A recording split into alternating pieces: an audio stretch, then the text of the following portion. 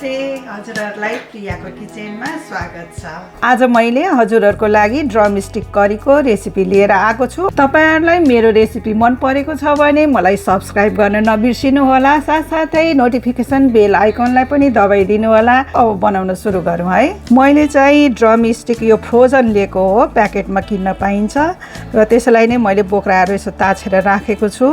र हजुरहरुले यसलाई के भन्नुहुन्छ, ठाउँ ठाउँमा अब विभिन्न किसिमको ठाउँमा विभिन्न नामहरू छ। सोइजन भनिन्छ, कतै सजिवन भनिन्छ, कतै सजना पनि भनिन्छ।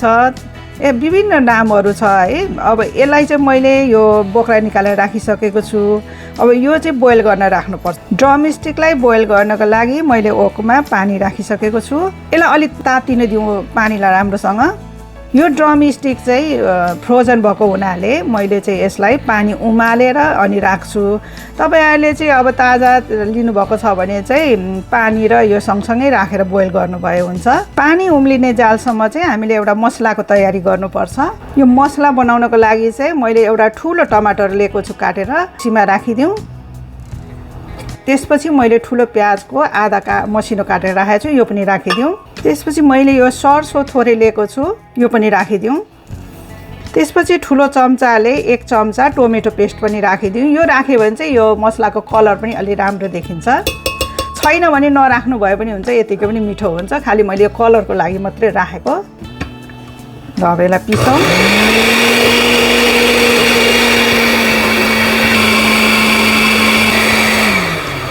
अब हाम्रो यो ग्रेभीको लागि मसला तयार भइसकेको छ। यता पानी पनि उम्लिसक्यो। अब ड्रमस्टिकलाई यसमा राखिदिउँ।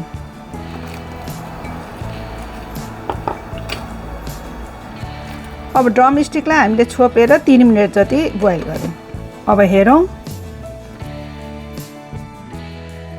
यो एकदम ठिक्क पाकेको छ। हामीलाई फेरि पकाउनु पर्छ।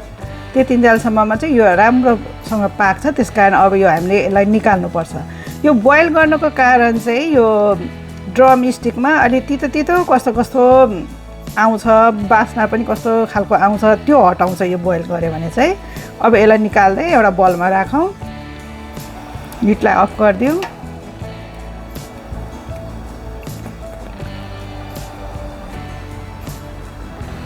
मैले हिट अन गरेर वोक राखिसकेको छु। अब तेल राखौँ। आफूले कतिको खानुहुन्छ तेल त्यही अनुसारले राख्ने हो। हरेक खाने कुराहरू चाहिँ आफ्नो स्वाद अनुसारको लिने हो, मसला तेल सबै कुरा।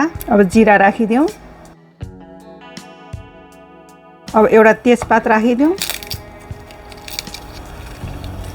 अब अदुवाको पेस्ट राखिदिउँ। अब लसुनको पेस्ट राखिदिउँ। अब यो अदुवा र लसुनको पेस्टलाई चाहिँ एकछिन हल्का फ्राई गरौँ। हिटलाई चाहिँ एकदम लोमा लगेर गर्नुपर्छ, नत्र अब यो अदुवा लसुनको पेस्ट राख्दाखेरि चाहिँ अलि उछिटिने डर हुन्छ। अब अदुवा लसुन फ्राई भइसक्यो। अब जिरा धनियाको पाउडर राखिदिउँ। चिल्ली पाउडर राखौँ। अब मसलालाई भुटौँ। थोरै पानी राखेर भुटौँ। बेसार राखिदिउँ। अघि पिसेको यो ग्रेभीको मसला राखिदिउँ।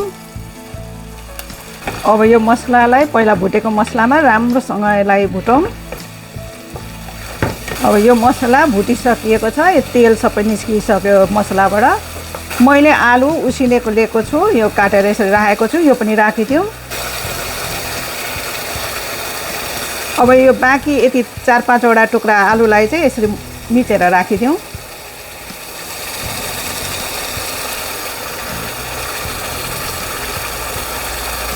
अब यो आलुलाई पनि मसलामा भुटौँ। आलु पनि मसलामा भुटिसक्यो।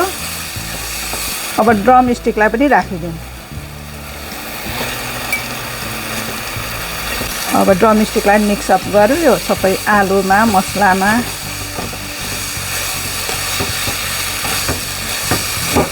अब आफ्नो स्वाद अनुसारको नुन राखौँ। यो मिक्सअप गरौँ नुनलाई। अब आफूले कतिको ग्रेभी खाने हो त्यो अनुसारको पानी राखौँ। र सबैलाई मिक्सअप गरौँ। अब यसलाई छोपेर पकाउँ। तरकारी उम्लिसकेको छ। अब यसमा कसुरी मेथी पनि राखिदिउँ, यसले एकदमै मिठो टेस्ट बढाउँछ।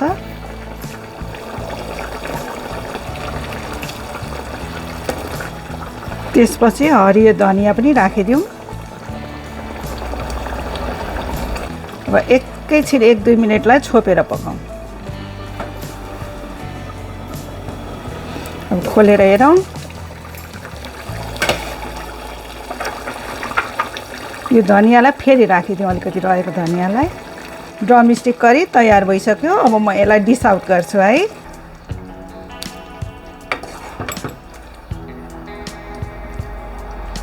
तपाईहरुलाई मेरो रेसिपी मन परेको छ भने मलाई लाइक कमेन्ट पनि गर्न नबिर्सिनु होला। यस्तै गरेर फेरि म अरु नयाँ रेसिपी लिएर आउने छु। त्यतिन्जेलसम्मको लागि बाइ।